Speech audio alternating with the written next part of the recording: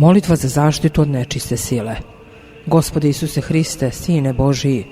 ugradi me svetim Tvojim angelima i molitvama sve prečiste Vladičice naše, Bogorodice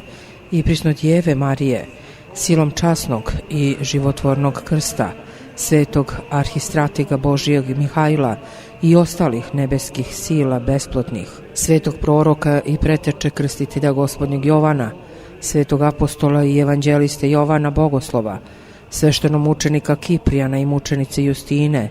svetitelja Nikolaja, arhijepiskopa Miriklijskog čudotvorca svetitelja Lava, episkopa Katanskog, svetitelja Josifa Belogrodskog, svetitelja Mitrofena Voronješkog, prepodobnog Sergija igumana Radonješkog, prepodobnog Serafima Sarovskog čudotvorca, svetih mučenica vere, nade i ljubavi i njihove majke Sofije, svetih i pravednih bogotaca Joakima i Ane i svih svetih Tvojih, i pomozi meni, nedostojnom rabu Tvojemu, da me izbavi od svih nasrtaja neprijateljskih, od svake mađije, čarolije, vraćanja i od lukavih ljudi, da ne uzmognu učiniti meni zla nikakvoga. Gospode, svetlošću Tvojeg blistanja, sačuvaj me ujutru, preko dana, naveče i kada san dolazi, i silom blagodati Tvoje odvrati i udalji zla svaka nečista koja dejstvuju po nagovoru đavola. Ko je tako mislio i činio,